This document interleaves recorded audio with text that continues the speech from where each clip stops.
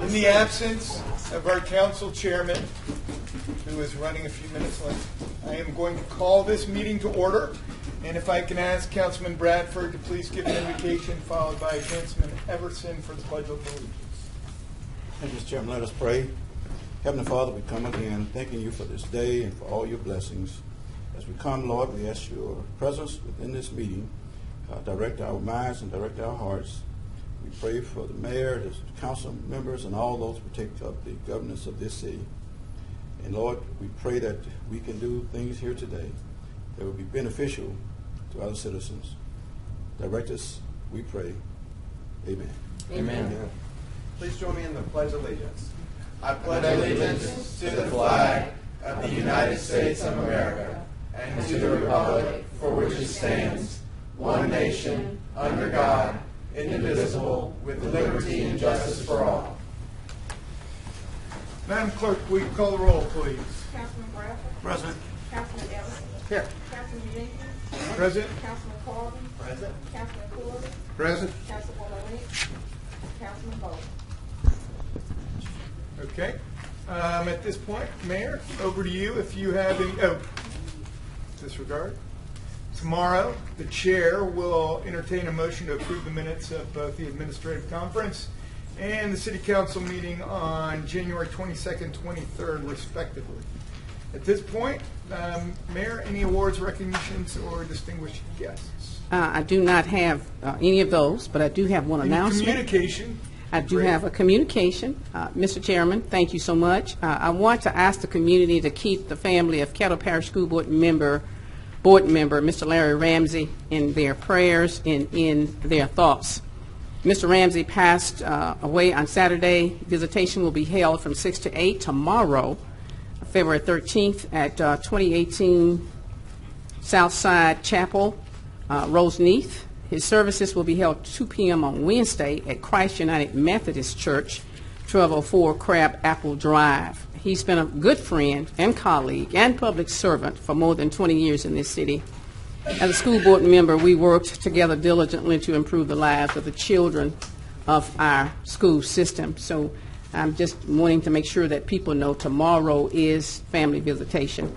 Thank you, Mr. Chairman.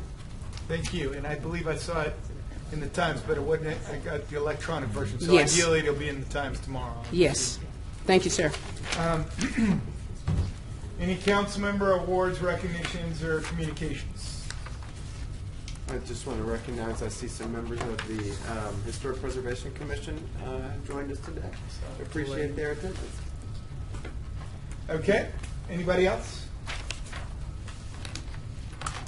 Okay.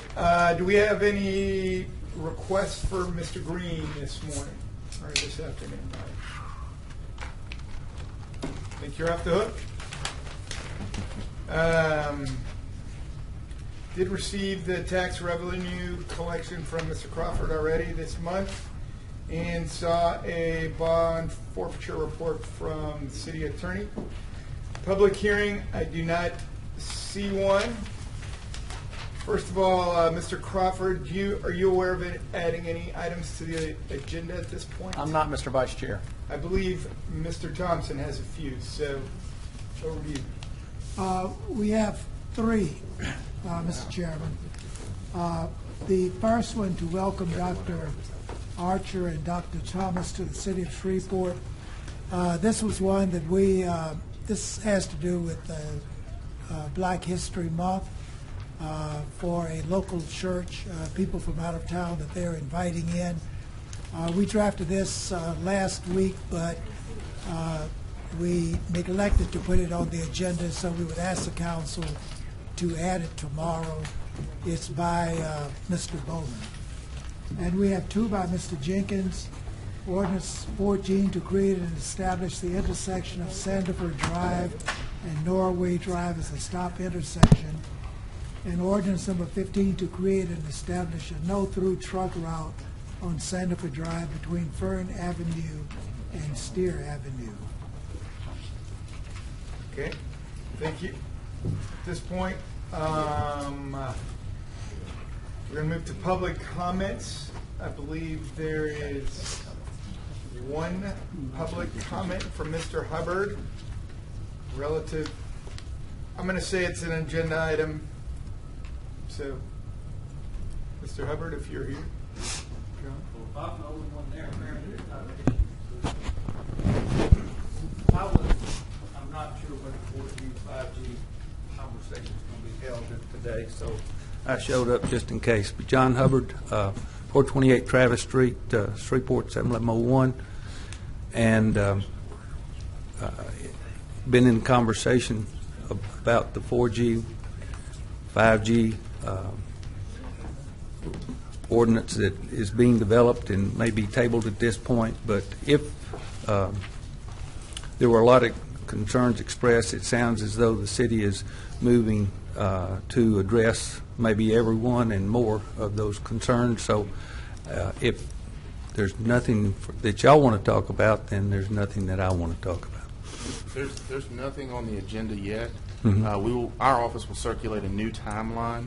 Okay. We took into consideration some of the issues raised at the last meeting, and in conversations with the council members are going to postpone any introduction until we have that flushed out. Perfect. Thank you. I'm gone. Thank you. Okay. And if they could all be so brief. Mr. Chairman, Yes, sir. if it's the pleasure of the council, I would like to move that we would suspend the rules and hear the clerk's report in reference to some mayoral appointments that I think would help us move that out the way so we can get back to our regular business. And as luck would have it, the mayor asked that we also give the opportunity for her to introduce those that are here with us today, so that if they needed to go back to work, this would be, a little less tedious for them. So shall we let her introduce them, or which way would you like to do this, Mr. Brad? Well, I think since it's under the clerk's report, he can name them, then the mayor could take over from there. But first, I think we need to suspend the rules to go in that direction. Well, because next on our agenda is confirmations and appointments. So. Well, we won't do that today. They're not to be well, today. No. Okay. No. But the point where we would hear from them is next on our agenda. It's next on the agenda. Well, it doesn't matter. Coincidental. Okay. okay, but again, well, Okay, but maybe that's it's all right. maybe it's programmatic that they're under the clerk's report, but I would yield to the mayor. Okay. So at this point, Mayor, I know that you have proposed several candidates. We have them listed in our clerk's report, but they're also here, and I know you're not necessarily asking for us to waive the timeline, but since they're here, you'd like to use this opportunity to introduce them, and I think this is appropriate. Thank you, Mr. Vice Chair, and thank you, council members. We are going to ask if we could do what we've done in the past, ask them to come up to the mic and take questions from the council members, and then in 2 weeks confirm the appointments that I have proposed.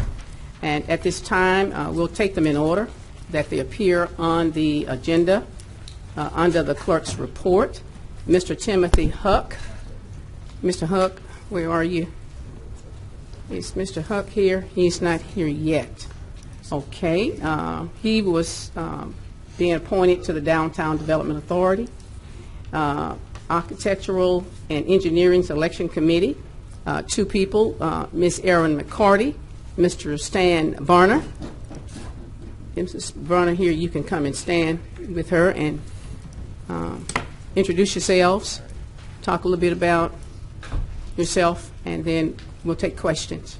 Thank you, Mayor. I'm Erin McCarty, and I think I know all of you. My first time in your new city council chambers. I hate to say this, the only familiar face from the old city hall. Art, good to see you. I know all of you. I have 34 years in the radio business in this town. Coming in May 4th will be my 34th year.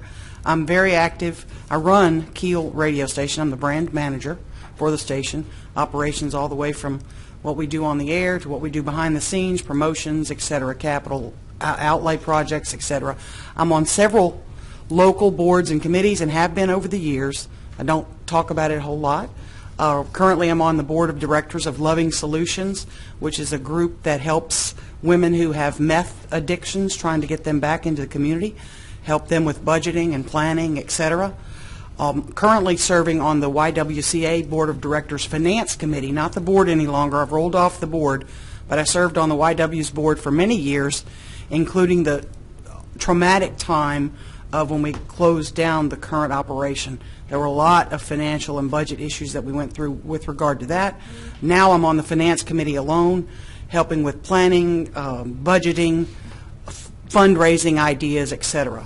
I'm also going on to this week will be my first meeting. I don't think I even shared this with the mayor, on the Captain Shreve Neighborhood Association board.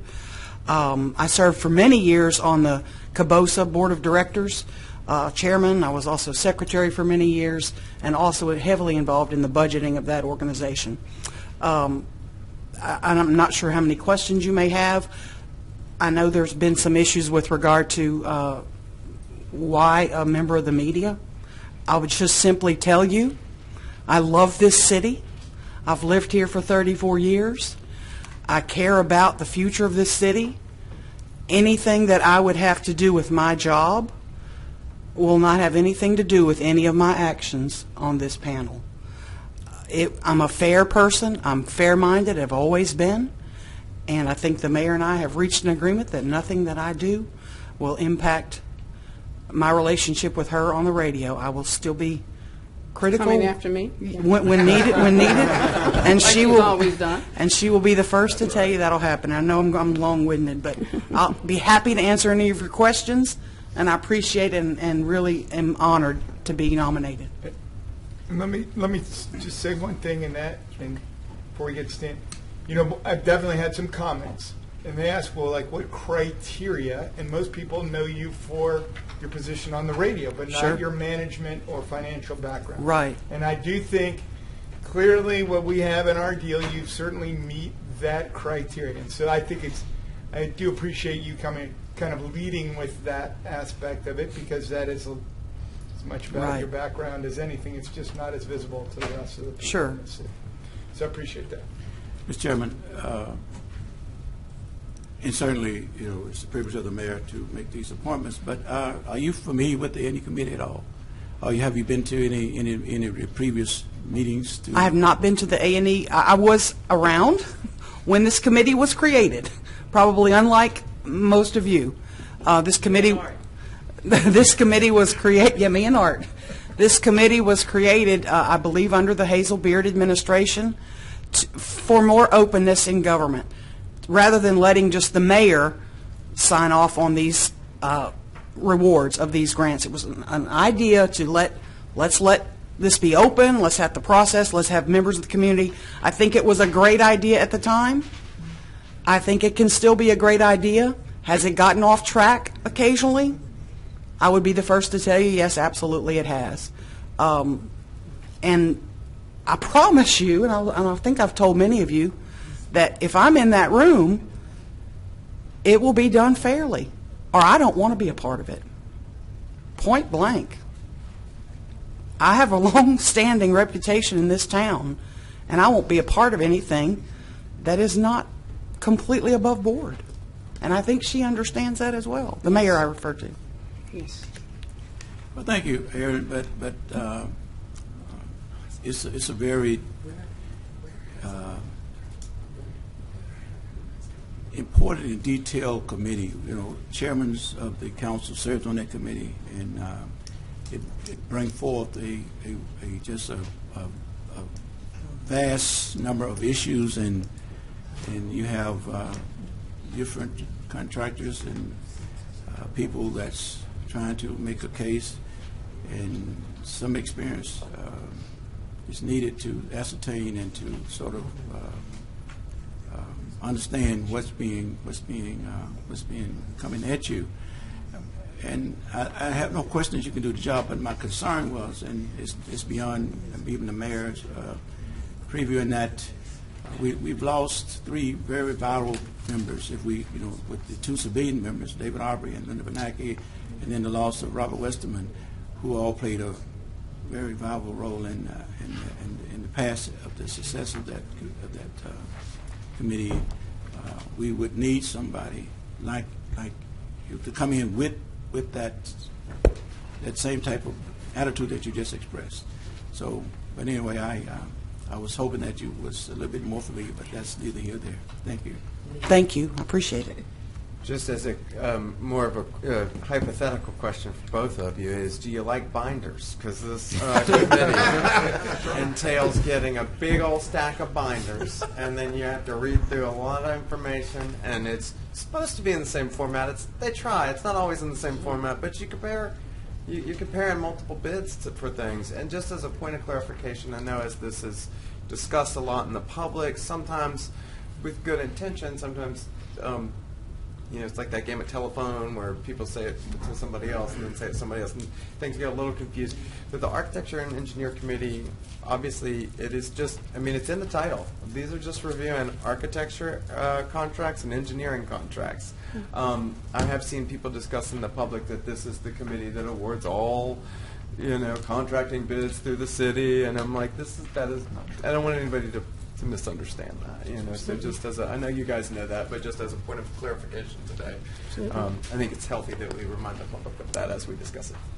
And I hope that this will be helpful to council members and not confuse the issue at all. But I did ask internal audit if they would prepare a brief report for us, just the history of the A&E committee, and outline the citizen appointees, their background, residencies, what qualifications are in the originating ordinance, just so that we will get that, because there is a lot of information coming from different directions, and I want to be sure that we have what is officially on record for us to look at over these next couple of weeks. Thank you. And if I may, Mr. Chairman, one of the things that I really wanted to do, because this committee has been controversial, and it's been said even on Ms. McCarty's show that there needs to be more transparency. One of the things that we want to ensure is that I don't want to appoint somebody who has connections to the engineering community and to the architectural community. People who have those connections, the perception is then they tend to favor certain contractors or certain architects or certain engineers. So we're trying to remove that perception. I thought we was transparent. I don't speak to them. I don't even talk to my own staff when contractors submit those applications. They submit to me the names, the 3 names, in ranked order. But in choosing these appointments, we wanted to make sure that we didn't have people who had those connections, but also had a background in budgeting, planning, and outlay, and somebody who's very intelligent. And I feel like these are the people. Thank you so much. We haven't heard from Stanley yet. Good afternoon. How's everyone? Mr. Chairman, point of order. Stephanie was on the board. I'm used to certain people trying to ignore me, but let me just say that I don't want anyone to assume or think that the response from the community has been without merit. We can, make stuff sound great and make stuff sound like it's not, important or it may have no impact, but at the end of the day, these are taxpayers that are giving the response. Now, I know they're not always accurate. We all know that, and it's part of our job to, to educate and to give people the correct information. I feel like I need to say something because Robert's going to be disappointed if I don't, I guess. But to the mayor's point, there is a check and balance in this whole process. And at the end of the day, when she gets those recommendations, the buck stops with her. I don't care what happens at the A&E committee. Ultimately, the mayor still has the final say-so. So there is a check and balance and a transparency that is a part of this process. I think that largely a lot of the comments about the A&E committee have been manufactured. I don't think it's anywhere near as corrupt, quote unquote, as some people bloggers and whatnot have tried to indicate that it is. I mean, we have a mayor, we have a CAO, we have finance director, we have internal auditors. I mean, there are people all along the chain to make sure. Now, is everything, perfect at the city? No, it's not. Okay, so I'm not. And although I ask a lot of questions and I, kind of look deeply into things and overanalyze some things and, just go over and over it myself,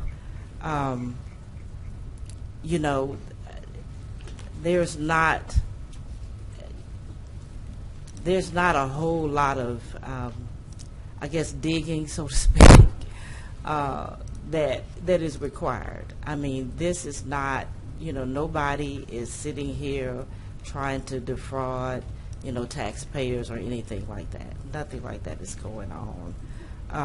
And so I just wanted to, talk about that a little bit. I think the discussion has been healthy. Anytime that the community decides to engage in what's going on in city government, whether we agree with it or not, I think it's a good thing, because a lot of times we don't hear a lot. They basically vote with their feet, and we've seen people leaving, and we've seen people not want to come here.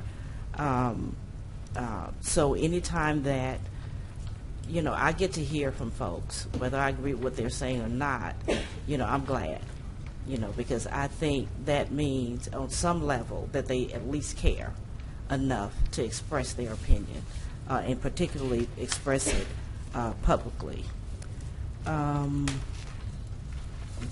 didn't have any specific questions for either of you at this time. I know you all will be back in a couple of weeks, and maybe I will have thought of something by then. Thank you. Thank you. Good afternoon. My name is Stanley Varner. I am been a resident of Shreveport for about 13 years now. I currently serve on the DDA board as the vice chairman. I have an extensive finance background of 20 years where I've held senior management positions from COO, CFO, senior vice president. So binders and contracts I'm very familiar with there, Mr. Everson. I currently work at Samstown Casino as the director of sales, in which I'm more entailed to the details of the contracts and things of that nature. So to your question, Mr. Bradford, I haven't had a chance to attend an A&E meeting, but I have some concept, I believe, in basically what everyone has said thus far, have a general concept of what is expected of us. And to the mayor's point, I don't have any ties to any architecture or engineering organization. So again, anything I do will be for the betterment of the city with no biases at all as far as that goes. My last comment, I don't want anybody to think that people that have quote-unquote ties to the architecture and engineering committee is somehow that suspect, or that they cannot be objective. I don't think that's true. Okay. All right. Thank you. Anything else? Okay, thank you all so much. Appreciate you all All right. offering yourself for service. Thank you all so much. The next one, Mr. Lane Calloway and Mr. Billy Wayne with the Historic Preservation Commission. Will you both come and introduce yourselves again? These are reappointments. They're not new appointments. So we have spoken to them and feel very confident that they are doing a good job and will continue that good job. Thank you, ma'am. Okay.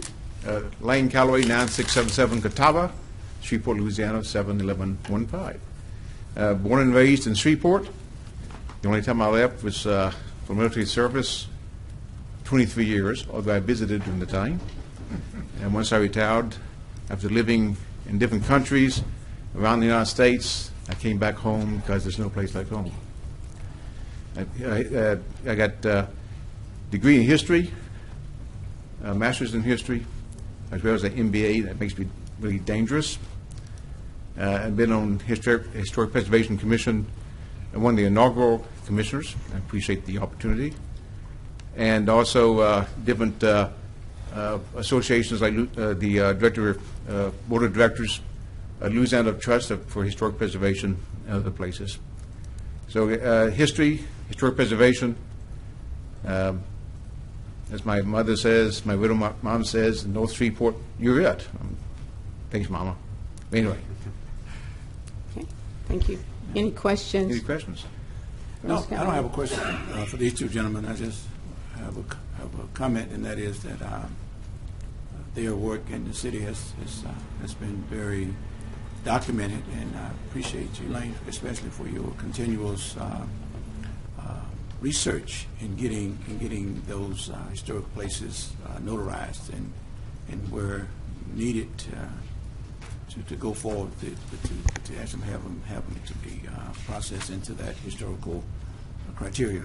So thank you as well as Mr. Wayne. I have no question, but I just want to commend him also for his work in this city and in this community. Mr. Wayne? Thank you. Thank you. Billy Wayne, 6144 Farrington Court, Shreveport, Louisiana, 71129. Retired cattle educator, president of the Fairway Forest Neighborhood Association, taught history and worked with historical activities for 30-some years. I'm also the past president of the West Shreveport Alliance, involved in many community activities and community plans. I want to thank the mayor and her administration and this council for even the consideration of the opportunity to provide the services that the HPC can bring to this city. Preserving historical properties can be both advantageous from an economic perspective and a social perspective, but we also want to be inclusive. We want to bring inclusivity to those type of properties and persons who may not know the value. Thank you. Okay, any questions for Mr. Wayne? Okay. Thank you. Thank you, sir.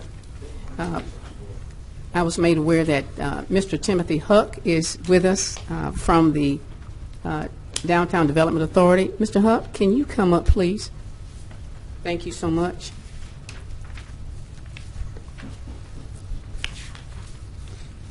How y'all doing today? Hello.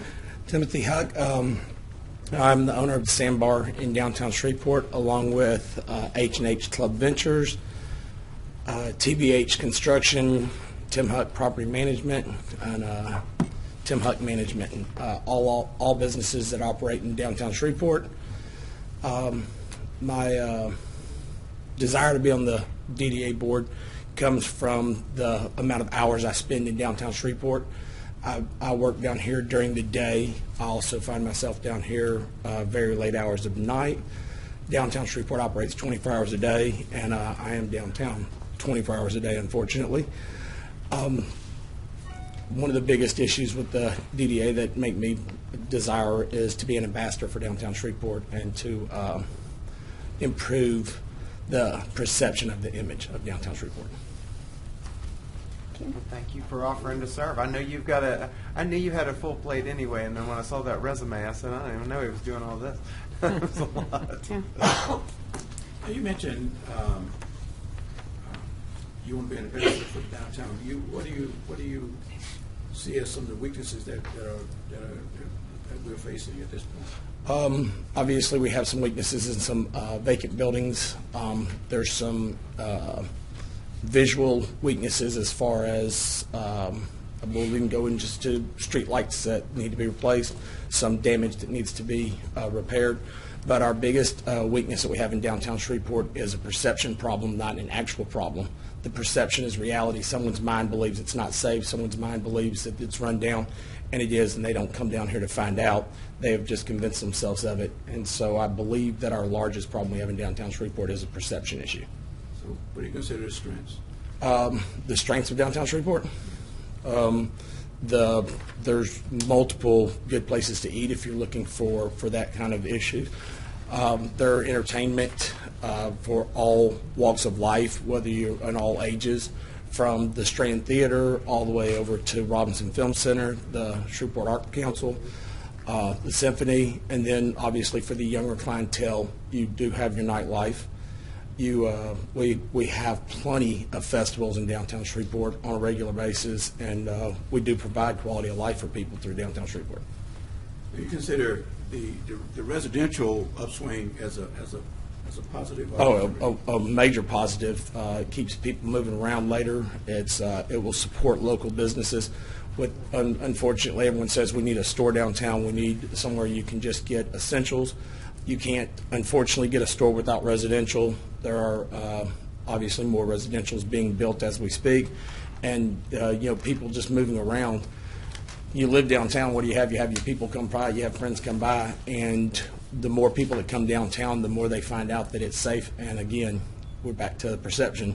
The more time they spend down here, the less of that negative perception we have. And you are familiar with the director and those other board? Yes, sir. Very familiar. I sat on the DSU board, and we do work with them. I also put on a couple of festivals in downtown Shreveport. Have worked with them, and then I'm on the board of directors for Crib Centaur at the present time. Thank you, Ms. Huff. Thank you. Okay. Okay. Any other questions? Thank you. Thank you, Mr. Huff. Thank you. We appreciate you. Our next one is Dr. Adrian Critcher, Greater Shreveport Human Relations Commission, and Reverend Lindy Broderick, and Dr. Nathaniel Manning. If all three of you would come up for that commission, and we'll let them introduce themselves. Of course, Dr. Critcher is a reappointment, and Reverend Broderick is also a reappointment. Dr. Nathaniel Manning is the new person that we're going to appoint to the board. Good afternoon. I am Reverend Lindy Broderick, 3452 Bayou Crossing in Shreveport, and I am here for reappointment on the Human Relations Commission. Many of you know me from my former career, 30 years at the Shreveport Chamber of Commerce. I am currently the chaplain at Centenary College, and this commission was created when the Fairness Ordinance was passed by this council back in December 2014. We have spent much of that time getting the structure organized and getting the process in place, and so we're now in a good place to be able to respond to any complaints of discrimination as provided for in the ordinance that was passed. And if you would have me to continue serving, I would be more than happy to do so. Be happy to answer any questions. I, of course, have the big question. So how long have you been an ordained minister? I had no idea. You didn't know that? I didn't know. I guess I mean, I have only associated you this entire time with the chamber, obviously. So while working at the chamber back in 2007, I heard my calling to the ministry, and while working full-time at the chamber, I started getting the seminary classes that were required for ordination, and was ordained as a minister in the United Methodist Church in 2015, and have been in addition to serving at the chamber, I was also assisting in worship at Broadmoor United Methodist until I left the chamber and went to full-time ministry. So. Good for you. Thank you. you. There is help for all of us. There's hope. There's hope. Hey, no. We may have to have coffee sometime soon. Let me say first that this is the second, the ordinance of 2014 was the second ordinance that created the Greater Shreveport Human Rights Commission. That was an ordinance in 1993 under the former mayor Hazel Beard that created the first one. But the scopes of services are different. The first commission went for 12 years. The city played a role in funding it, and then I think it was after 2000 that the funding from the city ceased, and the commission ceased to exist after they could not come up with the revenue to continue to fund it. But again, the roles were different. It was a reflective of the city. The first commission was diverse. It brought in very different elements of the city, including the LGP committee. I mean, residents, citizens, youth council. We had a very, very large scope. I was off the board. I stayed on it for 10 years, but I was off when it was dissolved. But I really thought it was a very positive equation to the city.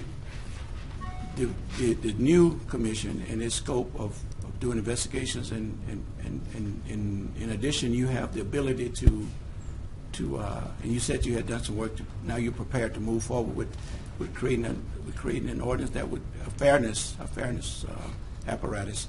Tell me what happened over the last couple of years and what the future holds. We modeled this commission after the similar structure that was established in New Orleans. Okay. And so really it took all this time working with the attorney's office and staff on all of the legal paperwork that needed to go into this commission. So the commission is narrowly focused to respond to allegations of discrimination within the fairness ordinance. So we set up a process on how people would make those complaints, how we would receive them, how we would hear them, and it's really more to mediate between the parties to see if we can seek resolution through mediation. So what's the alternative as it relates to penalties, fines, consequences? I believe we've not had to handle a case yet. Okay.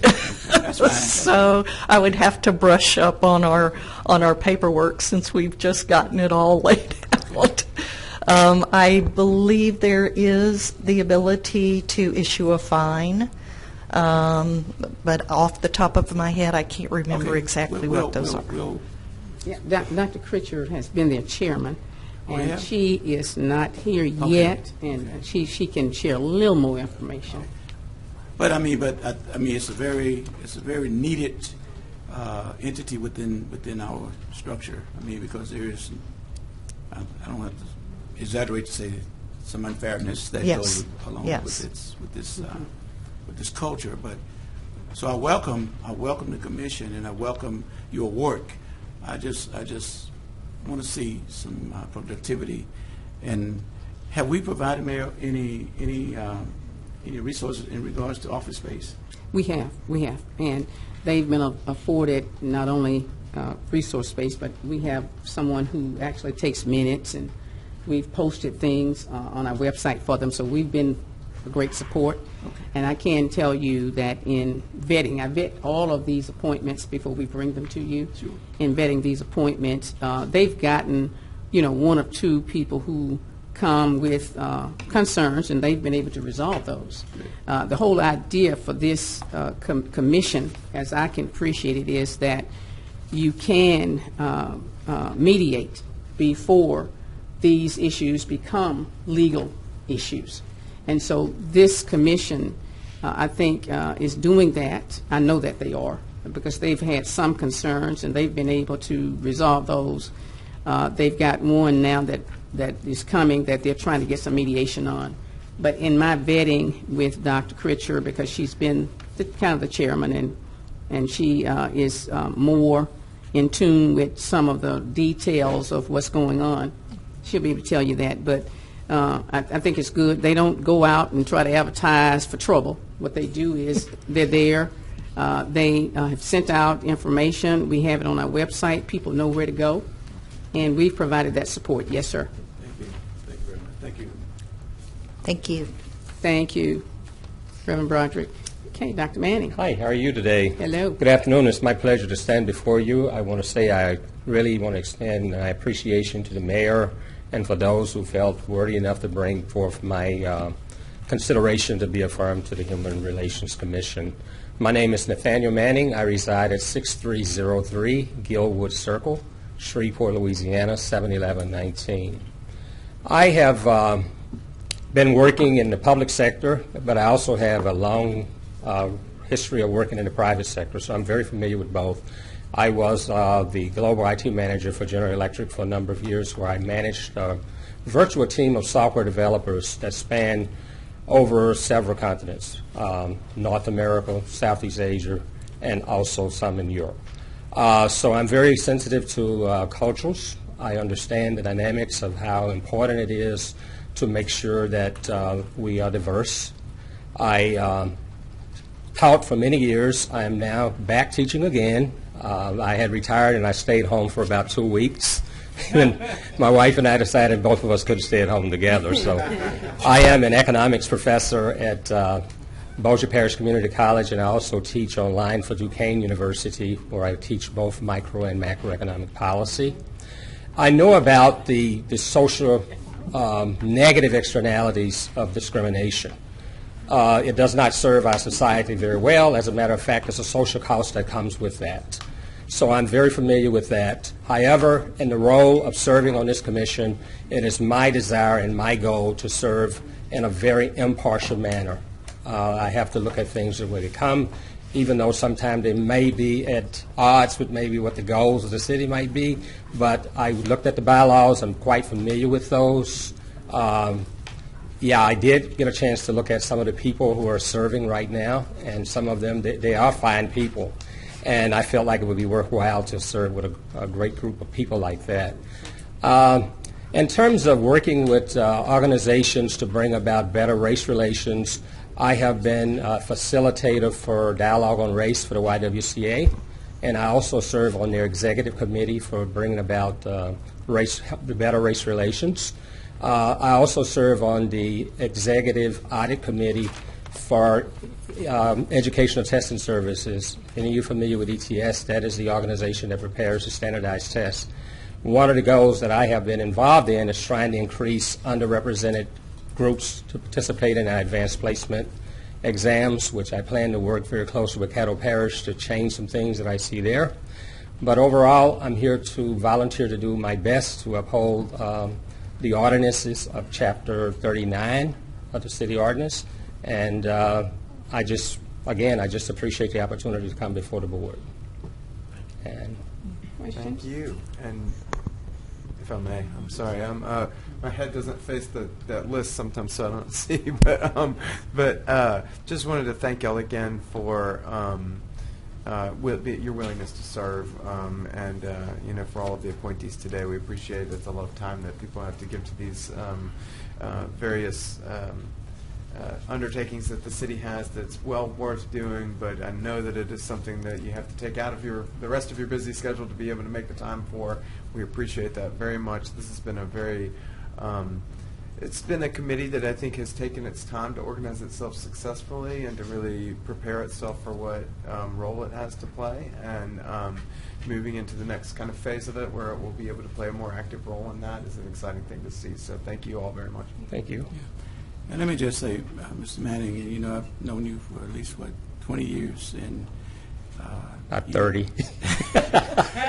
and it's been years of respect, because I'm familiar with your work and your passion of doing and achieving. And I just want to say, and I'm confident that you will, but if you bring half of your advocacy to this board as you have in the past, I know this board will move very well in the future. So thank you for your willingness to serve. Thank you, Councilman Radford. Okay. All right. Thank you all so much. Our last appointment is Ms. Nell Sheehy. I think most of you know her. Ms. Sheehy, will you please come up? Shreveport Implementation and Redevelopment Authority. She is going to be a brand new member. She's going to be replacing one that had to step away because of her responsibilities on the job, and that was Judy Williams. And so we are excited. We did vet Ms. Sheehy, and I've known her for a long time. I know how much she loves Shreveport. Ms. Sheehy? Hello. I've never been up before the council like this before, so I am a bit nervous.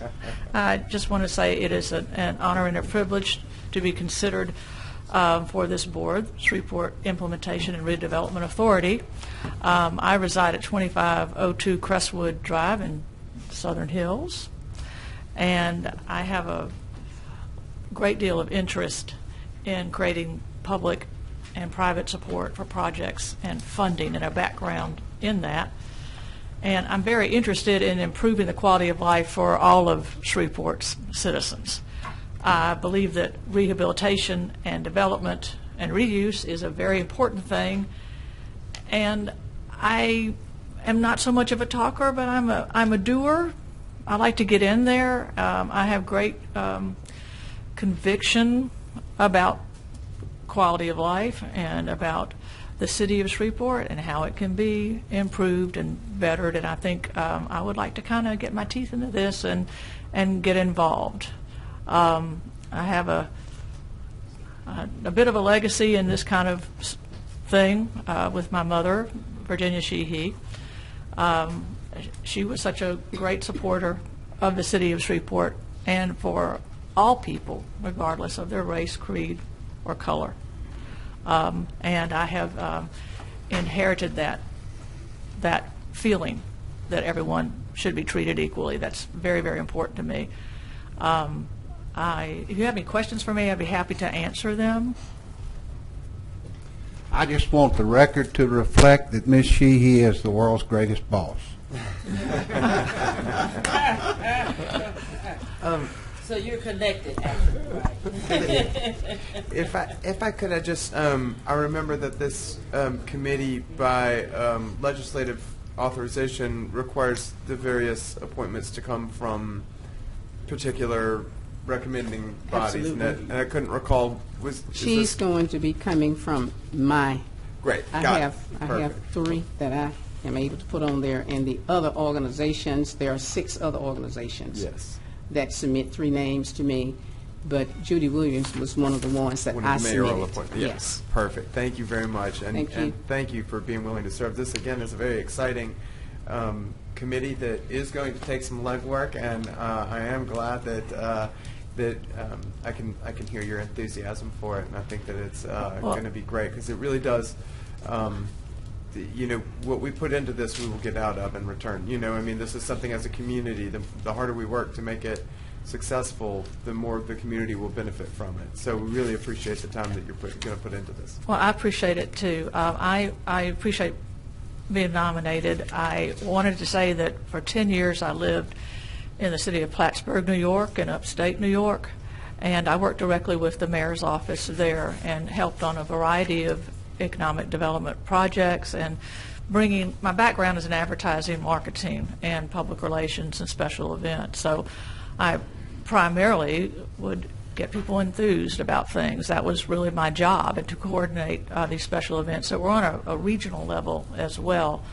I was a member of the Plattsburgh Downtown Association, and we spent a lot of time. It was a small city, but there was a big region around it, and I spent a lot of time trying to improve the city, the infrastructure and housing, and to make sure that it was an attractive place for people to want to live and stay. My mother was always about, don't leave, stay here and do something good, and that's what I aspire to do. So I thank y'all very much. Thank you, Ms. Nail.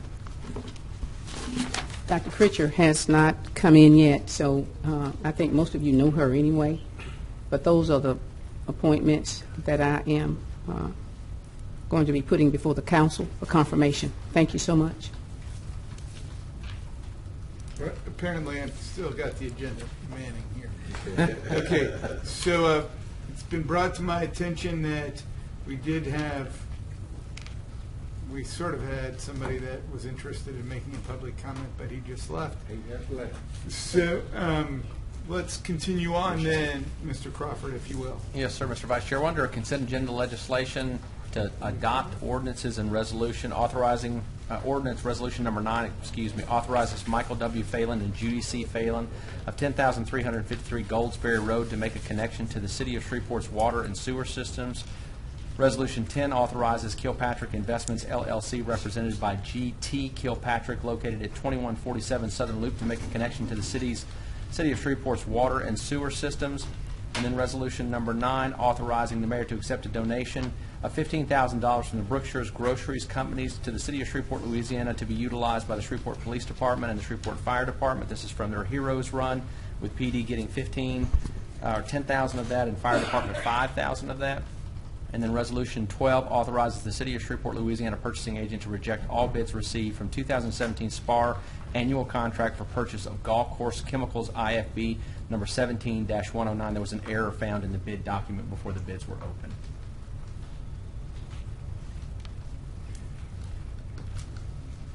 I will request to speak. Okay. Quick question. These are related to 9 and 10. Who put in the main on Goldsberry? Did the parish put that main in? I believe they did. They did? Yeah. Nod of the head? He's nodding. Gotcha. Yes. I think that's one of Okay. them. I mean, it was just a question. I could see that it was on there, and I knew that's all I needed on that one. And then the other question is the Kilpatrick Life is into a 24-inch main? That's a 24-inch main that runs down. No, I mean, I guess that's the only option. I mean, we have somebody else that's already tapped into, I mean, historically, we try to minimize the amount that tap into 20, but there may not be another option, or maybe there's some new methodology on that. No, that's correct. That's the only option for them to tie into, and we do oversee it, make sure it's done properly. Okay. Nothing else, Mr. Chair. Thank you, sir. Mr. Crawford, please proceed. Yes, sir, Mr. Chairman. Resolutions on second reading and final passage, or which will require only one reading. Resolution 7 is to extend the expiration date prescribed in Section 16.3G of the Unified Development Code for the approval of the special use permit in zoning case number C-102-17 for property at 327 Kings Highway. Resolution 13 authorizes the mayor to dedicate Edward Street and Crockett Street in honor of the late Lou Gehrig Burnett. Resolution 14 amends Resolution number 200 of 2017. This is the restoration tax abatement for the Brentwood acquisition. There was a typographical error listing it as an LLC when it should have been listed as an Inc. or incorporated. Resolution 15 amends Resolution number 189 of 2017. This is regarding the 3 platoon tax and some additional verbiage that has to be added there. Resolution 16, thanking Alexa Talamo for her services to the citizens of Shreveport as an investigative reporter for the Shreveport Times from September 2015 to February 2018.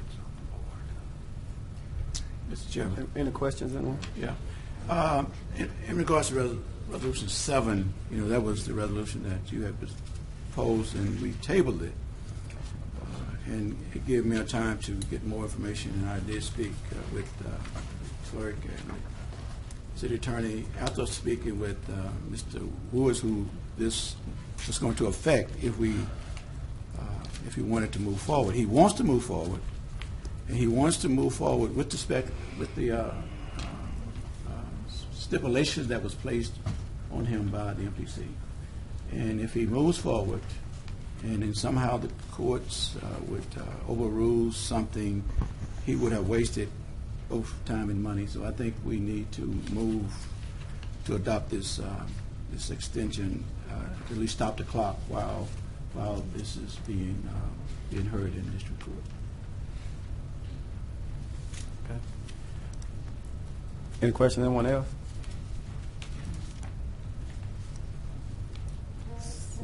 No. Ready, Mr. Chair? Mr. Crawford. Introduction of resolutions not to be adopted prior to February the 27th, 2018. Resolution 17 authorizes the mayor to enter into a cooperative endeavor agreement with Southern Roots Entertainment.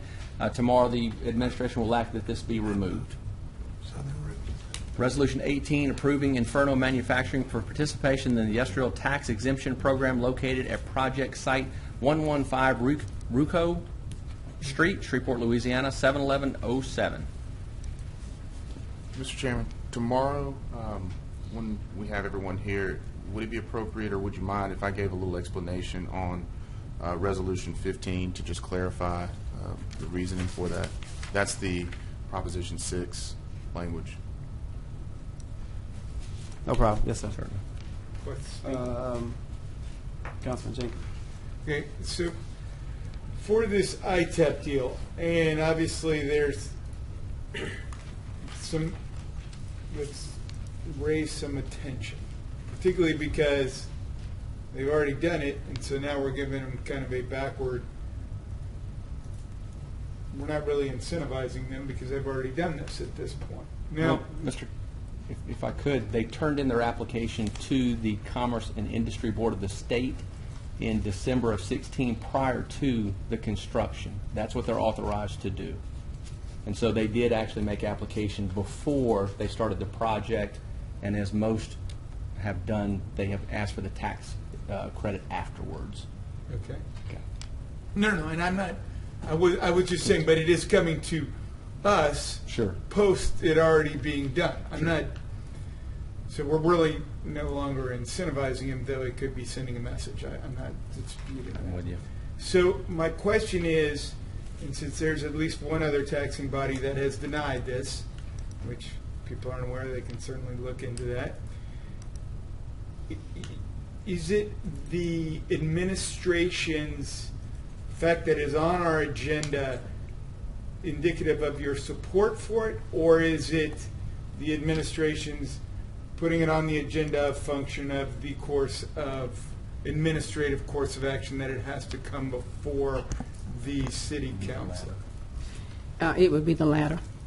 We're just putting it on there because it does need to come before, I think, and my team, that if you all decide that you want to do this, then I did not want it said that we didn't bring it to you from a business. We're trying to, support businesses in Shreveport, and this is one way to do that, to expand or, to start a business.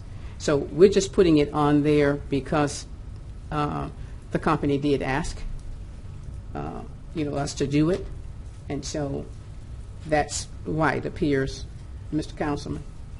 The Okay, John Bell Edwards executive order stipulates that the legislative bodies, they have to have a letter from the legislative bodies approving the tax exemption.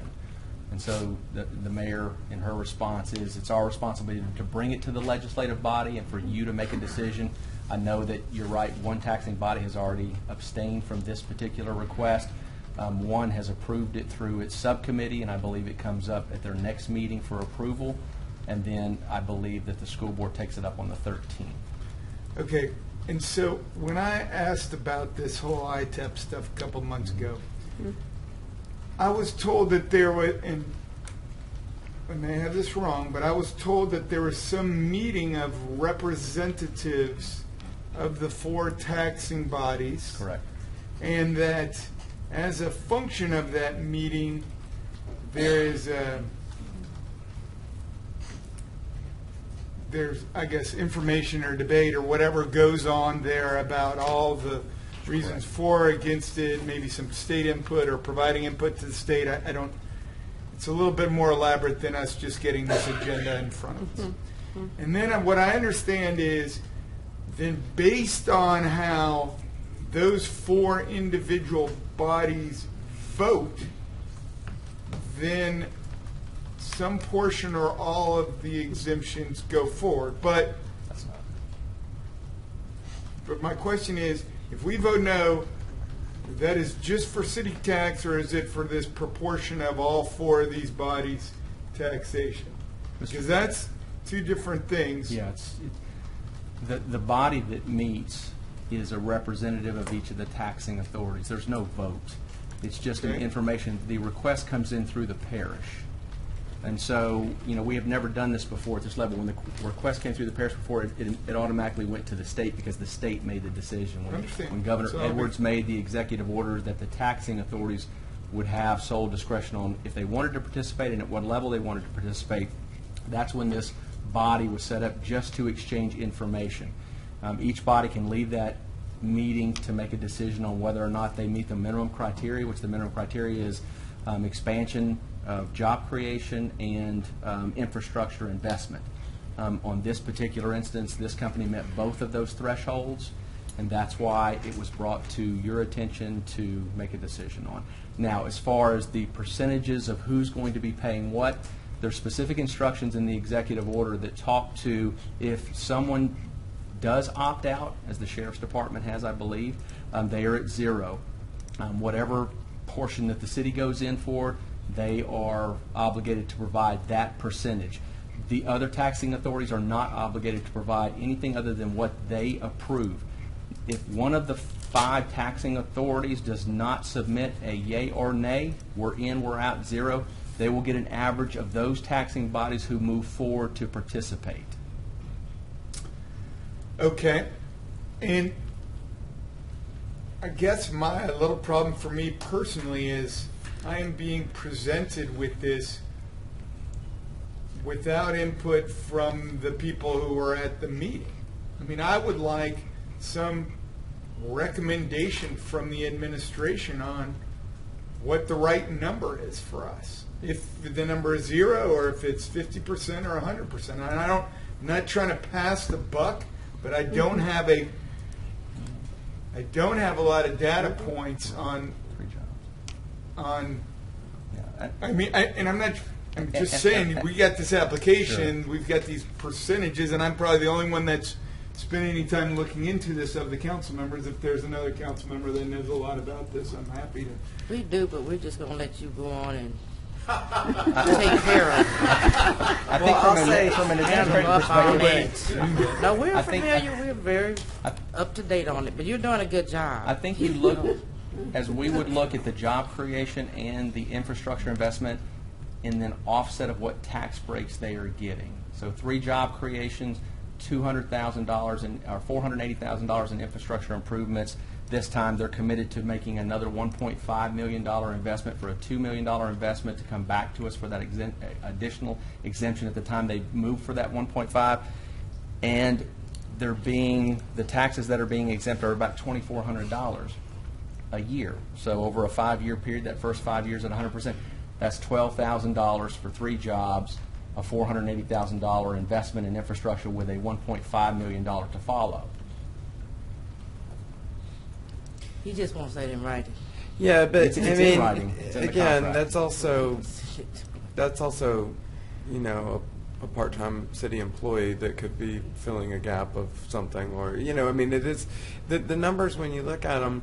I mean, I see what Oliver's saying is that sometimes when I see these things, you know, $24,000 doesn't sound like a lot of money, you know, granted, but you know, it repaves it overlays a street, you know, I mean, it's something that we currently, I mean, you know, and so and not to, you know, to pick on one application, but I think just as this is now more on our shoulders, I think it would be helpful for us just as a city or as a council or however, I'm open to whatever path anyone wants to take, but if we had sort of a standard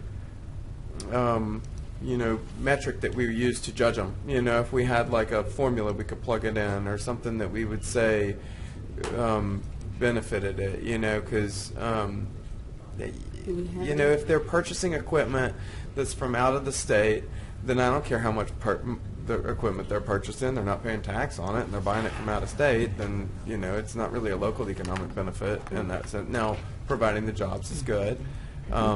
You know, but, and again, I don't mean to pick on just this one application, but I'm saying we're going to have to be looking at a lot of these different applications in the future.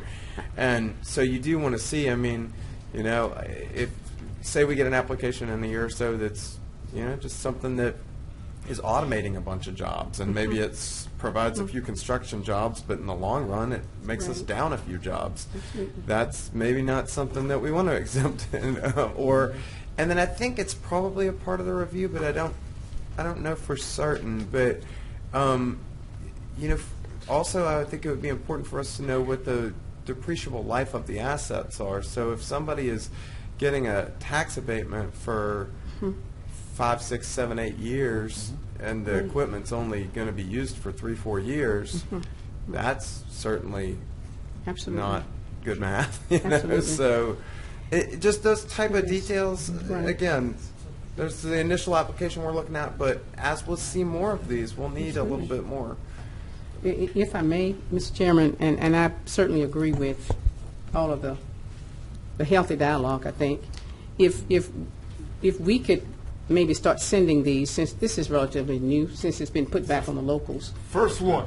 This is absolutely the first one. So we you know, I would recommend, and certainly the council has, you know, the authority to do however you want to, that it go through one of the committees, maybe the, I don't know, the infrastructure committee, one of those committees where you can vet these applications and actually have those, have the companies to show up to have it, discussed and vetted more fully before we bring it to council. I don't know if you like that idea, but I know that you have committees that you've done that with in your subcommittee meetings, and that way you can vet this before we bring it, because here again, we don't have a preference about this one or any of them when it comes to tax exemptions, but we felt it was important to bring it to the council because at the end of the day, you have to vote whether or not you want to do this. But I think if we would vet it carefully to see which ones you want to exempt and which ones you did not want to exempt, and that would be something that we certainly would be open from the administration.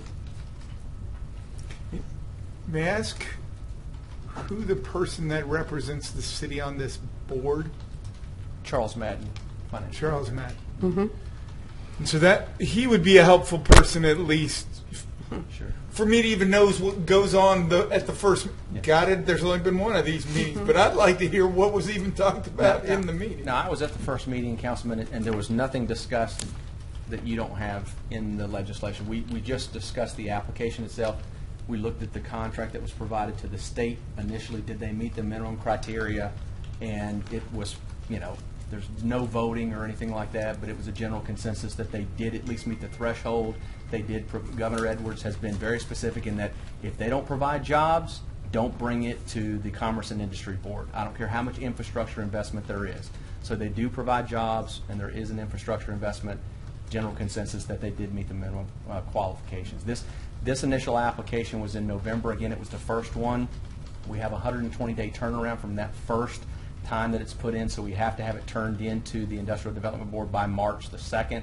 And so I think the mayor makes a great recommendation in the future when these come through this body of these 5 governing. Once we have it in our hands, we could possibly forward it to the Infrastructure Committee or some other committee that you so choose. Then you have 120 days to vet it from the time that we get it. That body could make a vote to the general body, and then it could be brought forward to the committee in the future. This is just, it's like you said, this is kind of our first one, and so we're learning as well. And on the jobs deal, and this is, I've read this certainly in the paper, but Sure. The permanence of those jobs, is there any this discussion about, you have to have these jobs created, but then they don't have to stay for as long as the taxes? Is there any loophole in this or anything that addresses that as it comes to us? There is. If you'll look on page 11 of 23 of the contract with the state that's in your that's in the legislation, there's a specific paragraph B, company default, the occurrence of any of the following actions during the employment period, including the initial employment period, and as applicable, the renewal period shall constitute a complete default. Number 1, if a company fails to commence operations as required by this agreement, then the ITEP exemption, if granted by the board and approved by the governor, shall be suspended until operations commence. So on, and there's another provision if they go away as well. There's the whole page is dedicated to a kind of a clawback provision that we had looked at pretty carefully. Part 4. Yes. Okay. Sir. And as I understand it with this, I mean, I think we as a body have more kind of leeway with this than we may have with some other of these kind of similar state programs. Like, I think we can you can pick a require yearly updates. We can, we can put qualifications on it. I think we can even decide what percentage of our deal Correct. we're willing to do. That's If correct. I'm not mistaken, I think That's correct. the provision. That's how I understand it as well. If you have time, I know you have a lot to read, but if you have time to kind of review the state law on it, it gives you some specificity of what this body is able to do, you as council members are able to do under this program. It's a big change. Sir? It's a big change. Yes. The It is. change that they have. Mr. Crawford, you said if one body opts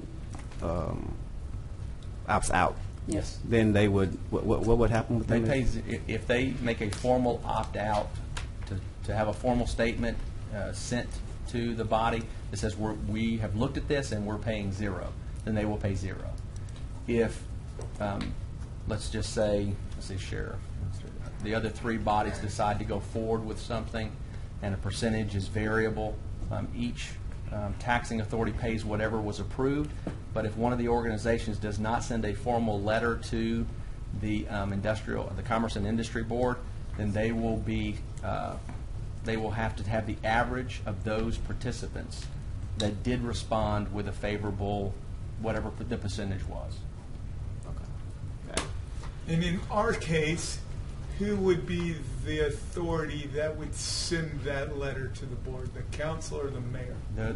The ITEP legislation from the governor says it has to be, basically the legislation has to be sent to the ITEP board.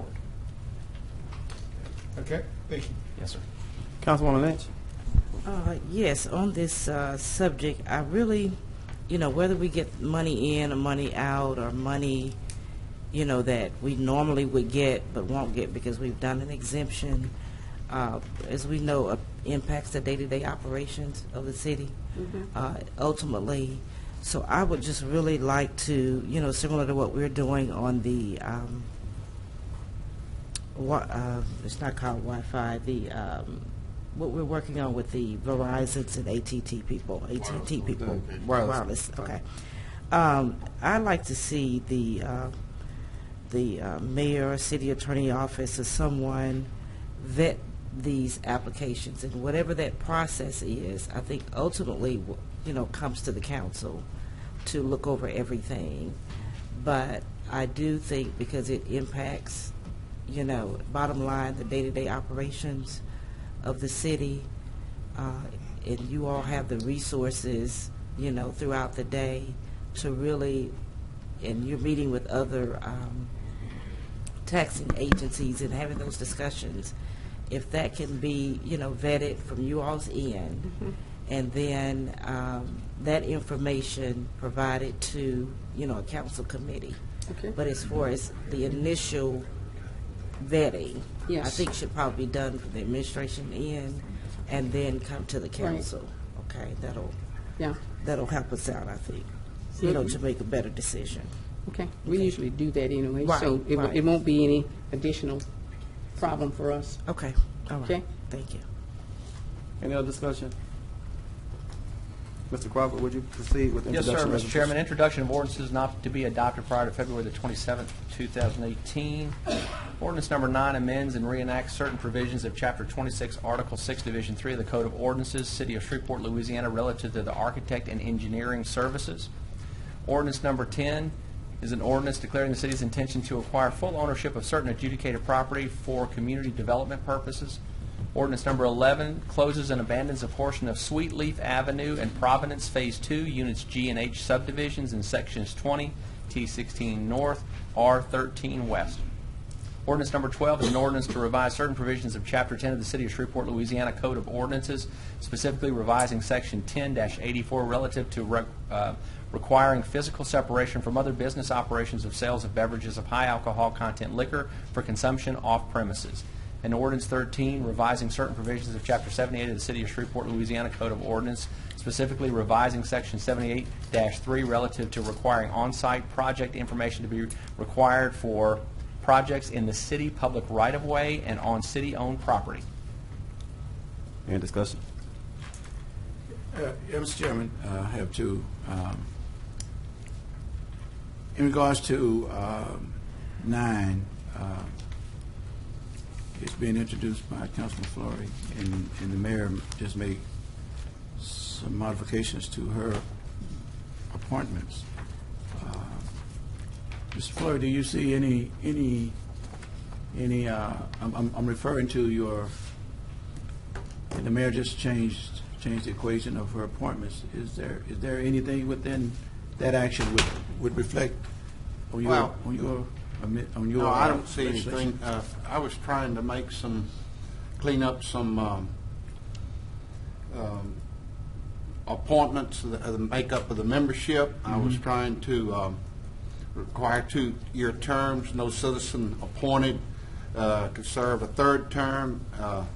And once you serve on the committee after 6 months, you or your company that you're employed with should be eligible to compete for A&E contracts.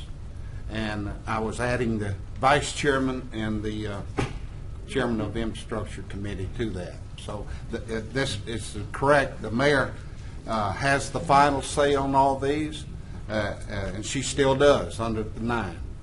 Yeah. So it's just, it was said earlier, I'd like to correct the record, and Mr. Thompson, if I stand corrected, you correct me, but Hazel Beard was a councilwoman at the time that she offered the ordinance of this, and it was in regards to John Hussey at the mayor. The people that we've had on this committee have been very honorable, have served a long time, and we certainly appreciate and thank them for their service. But we have had complaints. I know we have, from people who said for 13 years that they prepared a bid at $2,000 a packet. And after 13 years, they still got no business with the city. We encourage people to come do business with the city. So all I'm saying is this is just simply cleaning up an old ordinance that needed update. The mayor has the final say, and it had not changed one bit. Good. Thank you. Thank you for the explanation, Mr. Fleury. And I could support that. My second inquiry is regarding ordinance number 10. Mayor, Ms. Moore can address that for me. Yes. Ms. Moore, can you please come up?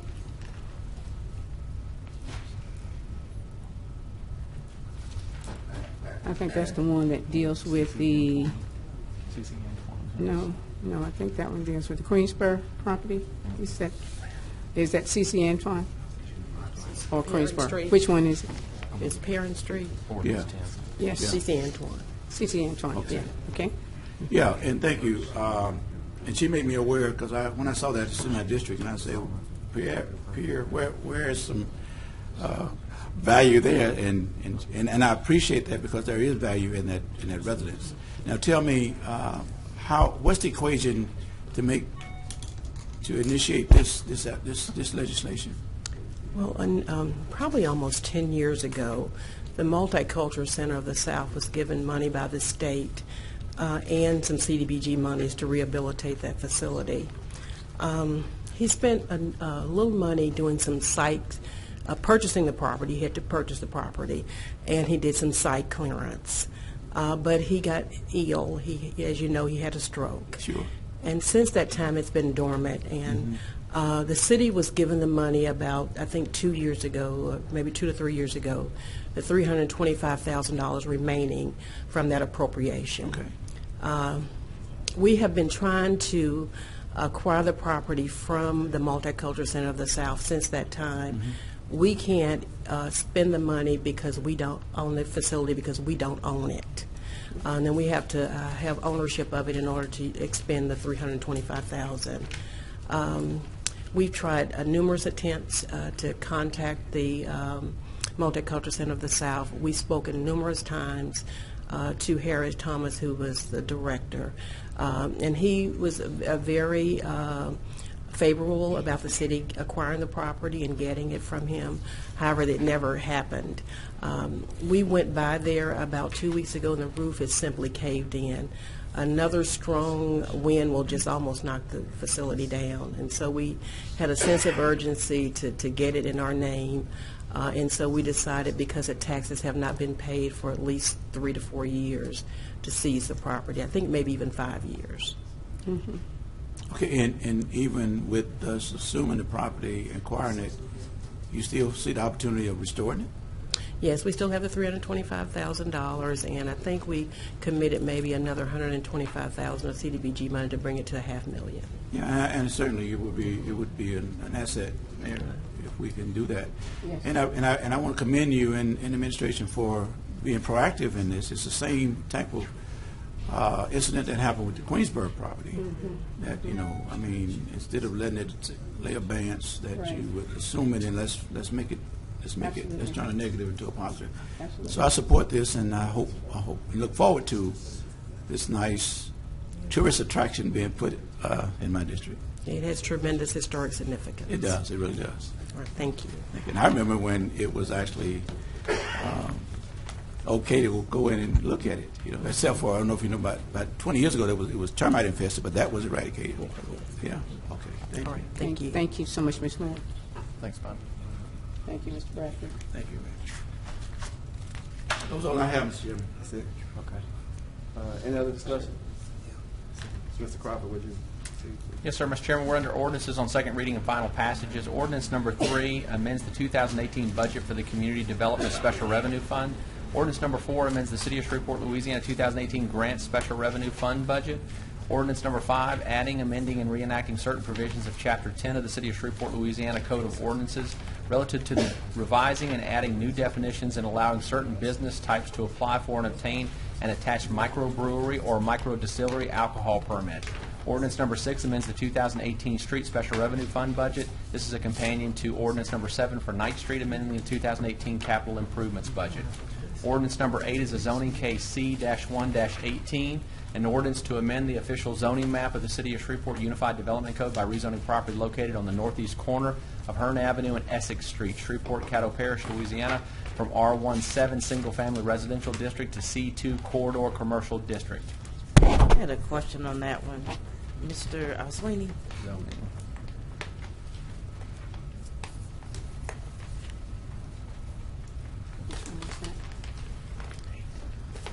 What's the deal on this one? The gentleman is wanting to rezone the property in order to put in there a convenience store or a laundromat. He hasn't decided which one it is, and C2 zoning is what would allow him to do either one, and that is the zoning that's being presented to you. Why was he asking for a C3? C3, he thought he needed C3, but once he understood with the MPC board, said, you know, we can accomplish the same thing if you do C2 at a lesser zoning intensity, and it would make more sense. He agreed to that and agreed to the change to C2. Okay, all right, thank you.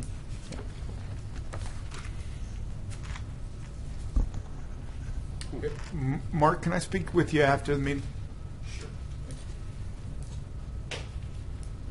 Any other discussion? No. Seeing none, Mr. Thompson? Is there any table legislation to be removed? I'm not aware of any, Mr. Chairman. There is no tabled legislation anymore. You guys wiped it all out. I see it now. That's why We I'm do not it. aware of any. We do have one. We do have one property standards appeals.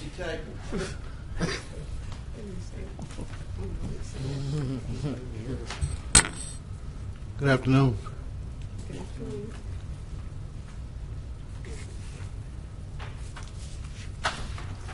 Jeff's neighbor. Okay. Not an actual neighbor. Oh, well, I do live on Boulevard. I mean, I was like, well, you And may the have one- his actual neighbor, but it can't be too 6 far away. blocks away. But, Can't be too far away. All right, the case we have is 437 Boulevard Street. This is the property that was to be brought back today to come up with some kind of resolution as to what we were going to do. What we have done is cited the property for a care of premise cleanup. The research is done. The letter will probably be out tomorrow. So we can deal with the property through the care of premises so that we can close out the demolition. And I agree with that course of action. I think that's a good way to go. We've been thus far going under a demolition deal. They've made everything, all the repairs necessary to remedy the demolition. There's still some concern about, the backyards. They're issuing a separate thing. We meet instead of- Thursday morning. Instead of just, keeping a demolition thing open. So I would move to close the demolition. And is that all I need to do in the motion? Second. Been moved by Councilman Everson, seconded by Councilman Jenkins. I'd like to get that money. I got an extra house to add. Council Brown. Motion passes.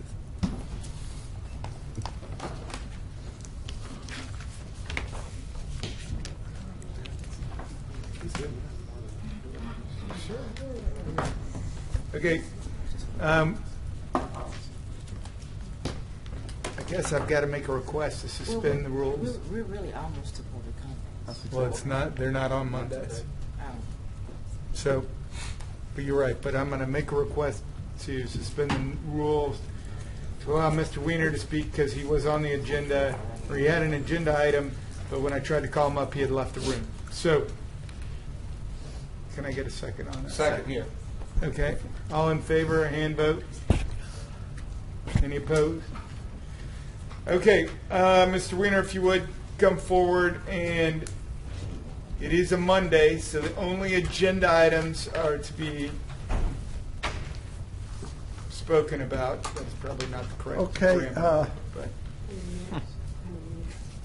and you're limited to 3 minutes. How do you turn this on? Just put Okay. it on. It's on. It's on. It's already It's on. already on. You just put your document on.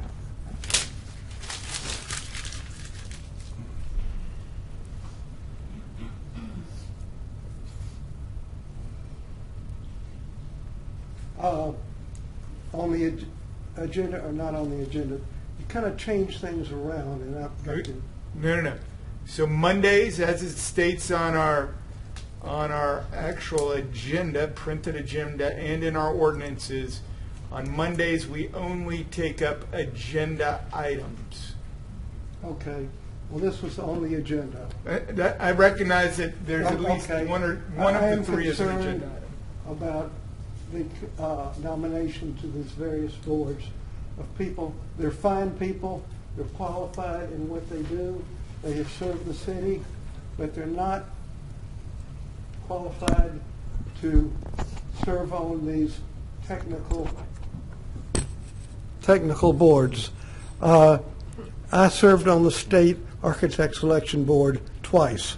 Once governor appointment, and the other by election. And I know what they do.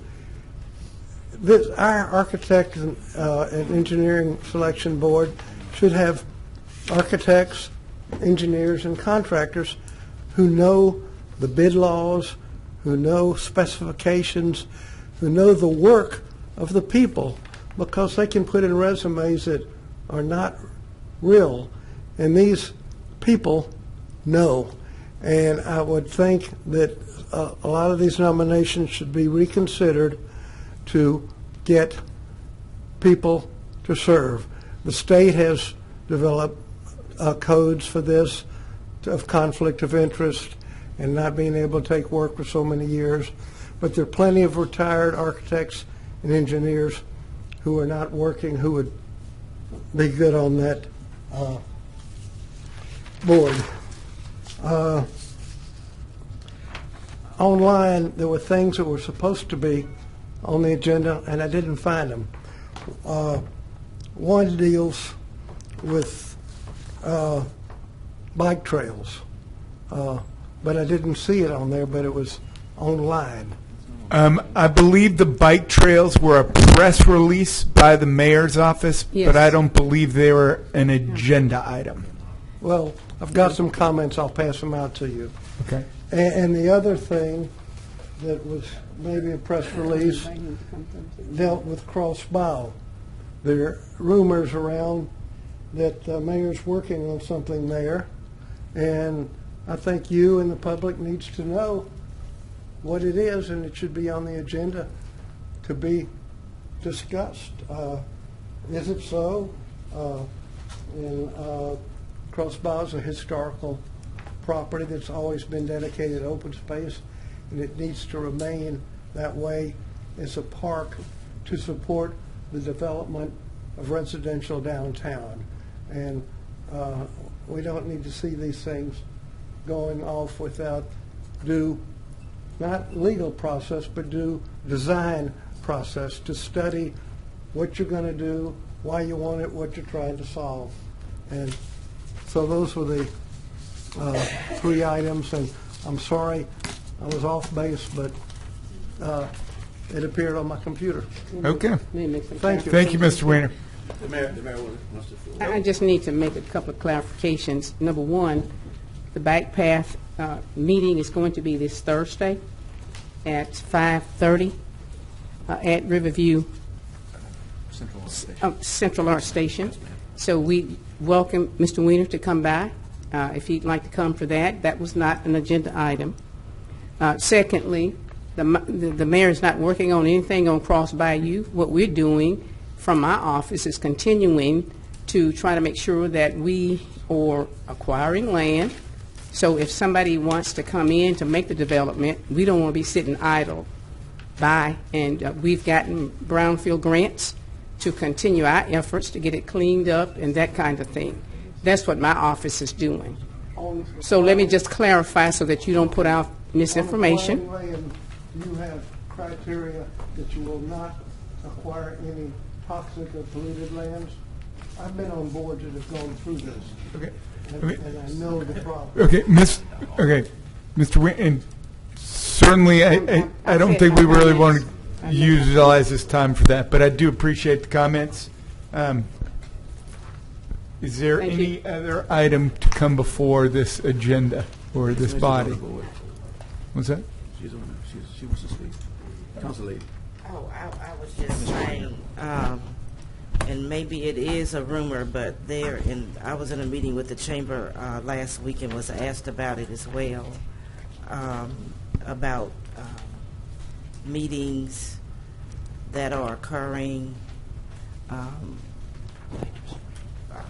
assume with the city, about Cross Bayou, about a development that's being discussed, in particular. So that is out there.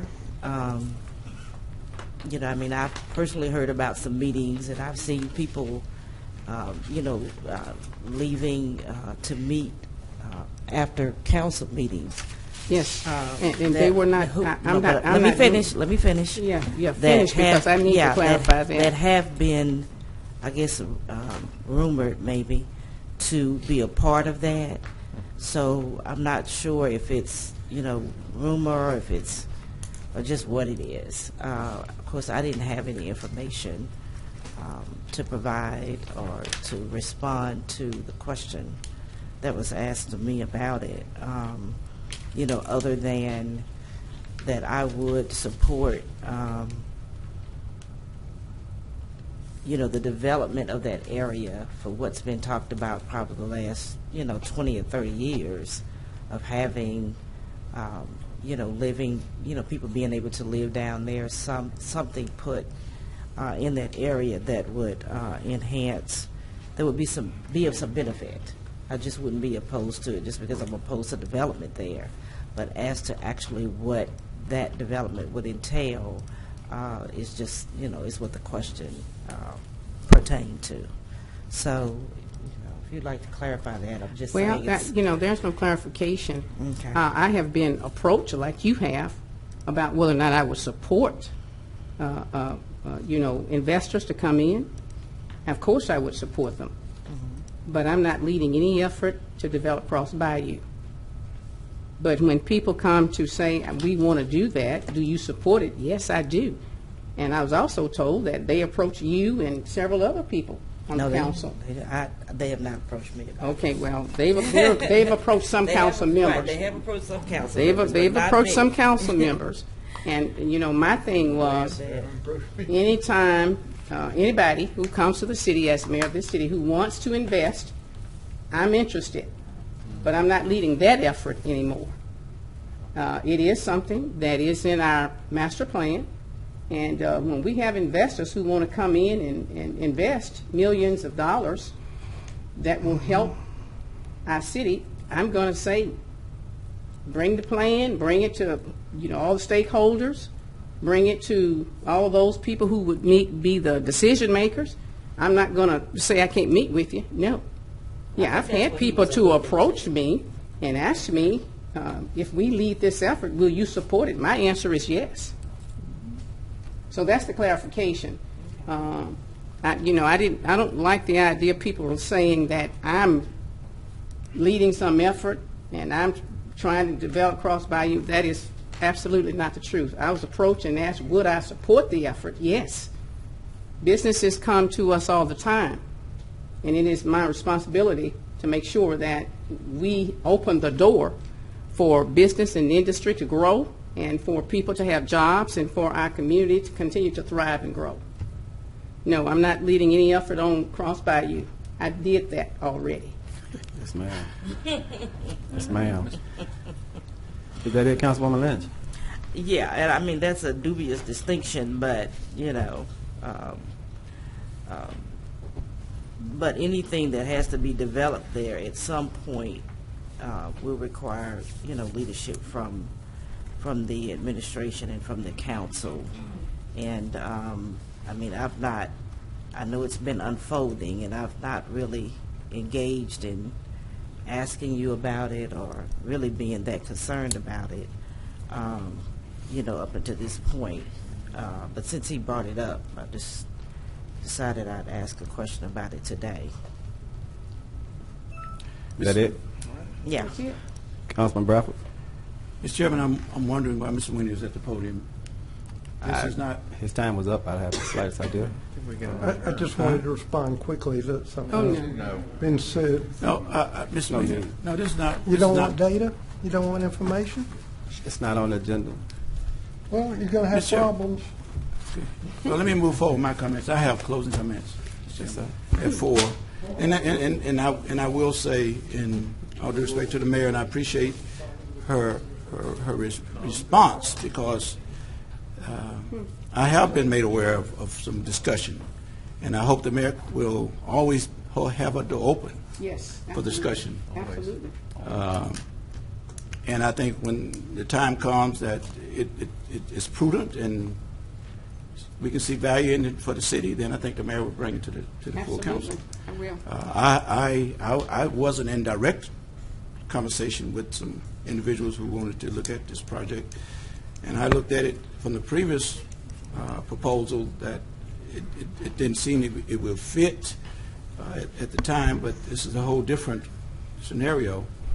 But I would not use it as a rumor, Mr. Wiener. I would say that if anybody who comes to Shreveport with an idea and a proposal that would bring investment and economic impact and jobs, I would be disappointed if the mayor wouldn't open doors and let them in and have a conversation. So thank you for the conversation. Yeah. And let me just say, in my other, I got 3. And my next one is to the mayor and to council members. No citizen of this city should ever be intentionally disrespected or insulted within the confines of this building.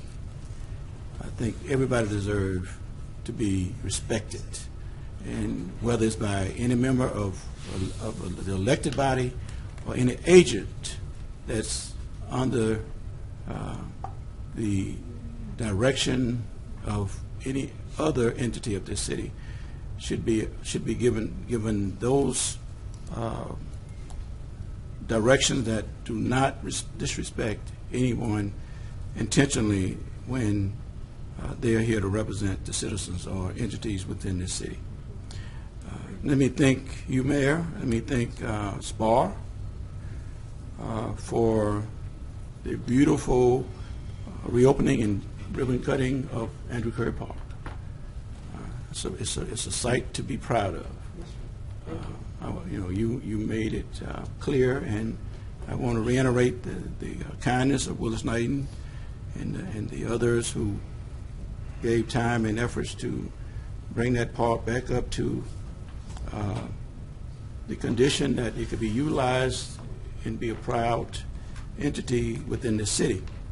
I have pledged with the manager as well as some others in that area that we will do everything we can to establish a PAC committee where we can help assist in programming it, as well as to provide whatever resources we can do to utilize that beautiful facility, as well as the grounds that it sits on. I think you know, initially, funds wasn't readily available. It looked at one point 2.5 years ago that it was a liability on the city and that we may need to look at abandoning it, but with the cries, we met with those residents 2.5 years ago, and you told them that you do everything you can to help bring it back, and you did that, and I want to thank you for that. It was a great day. New equipment, new computers. I've been by since then, and the kids are out there doing that, and yeah, and they called me, and at that same event. I don't know how you did it, but you called the CEO out and say, you know, can miracles happen? And he announced that there was some funds, that he found some funding that we can overlay that street in front of it.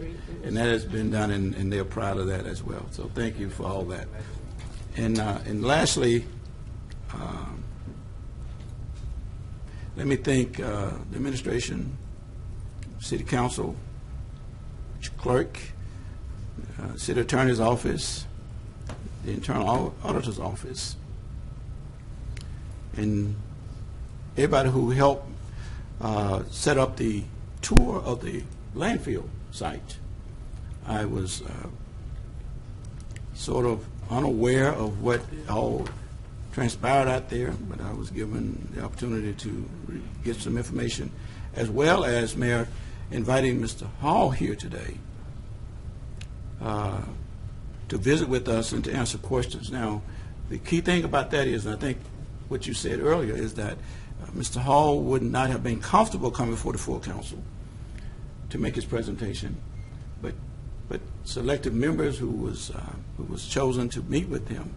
Now he's now willing to come back because he feels like he's expressed what MAS's role is, but he did not want to be sort of ambushed with a lot of questions that he wasn't prepared to answer, because he had just assumed the project from another vendor. So, but information I received, this is again one of those rumor things, that you cannot always believe what you hear, because I was told that revenue was being generated and the city was losing out on it, and I found out that that wasn't the case. And that was very important to know and to ascertain. So thank you, and thank you, Mr. Bradford and Mr. Thompson. And I apologize for you having to drive your nice vehicle up in that mud. I sent him the bill, so I'll take care of it. But it's 4-wheel drive, so we got through it. But you got it cleaned up, I guess. Yes, sir. Okay, because I was really embarrassed that we had to use your vehicle, but. So he drug you through the mud. He drug you through the mud. What about my shoes? Your shoes. Your shoes, okay. April's shoes got blue suede shoes. Yeah. But it was a good visit, and I want to thank you for that, because and then the guy that came out, the foreman of the job, he really explained a lot of what's going on, and as well as the visit today. So I just wanted to make those expressions. Thank you all of you for that. Sure. Thank you, Mr. Chairman. Yes, sir. Councilwoman Lynch, is that No new? mud wrestling. Oh, mud wrestling. Let me say that I've not yet, after 14 years of being in politics, mastered the art of spin. I've just tried to be as straightforward and direct as possible. I want to say that the issue that we were talking about, about 10 minutes ago, had absolutely nothing to do with the mayor being open to investors, talking to investors, receiving any ideas from any investors, or people that were interested in doing development in this city. The issue that we do have is separate from where I really want to go, but the issue that we do have and that we have heard is about the difficulty of doing business in the city of Shreveport, and just how difficult it is to do business here. That has been a constant and common complaint. that we're still working on, but certainly not that the mayor has not been willing to hear from investors and people that are interested in development. I think what the issue for me, and maybe perhaps for Mr. Weiner and others, is the lack of transparency about some of the developments. I think it played a key role in what happened with the arena. The transparency was a big part of, I believe, people's issue with that, and I understand it was because, it was a competitive situation largely, but, the case of people expressing interest in developing Cross Bayou, taking significant steps toward that, us offering our support, whether that's verbally or written, has led to, rumors starting, unnecessary rumors. A lot of them I'm probably sure are not true because people, have different agendas and interests in that project.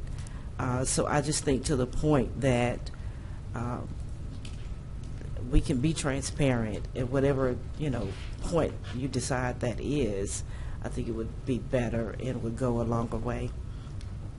My other comment, Mayor and Mr. Crawford, I got a call late Saturday night about an emergency situation over on Orla, and my constituent wanted me to express to you all that she was really appreciative that we got someone out. I'm just looking at her text here. She wanted to thank you all. She was thanking me, but I said to her that, the mayor, the CAO, the department head, the actual crew that came out, were all, a part of making that happen. And so she wanted me to express her thank you for, the prompt response, but also for showing concern, her quote unquote. And so I want to also thank you, as well. Thank you. I'll pass it to the staff. Yes, ma'am. Yeah.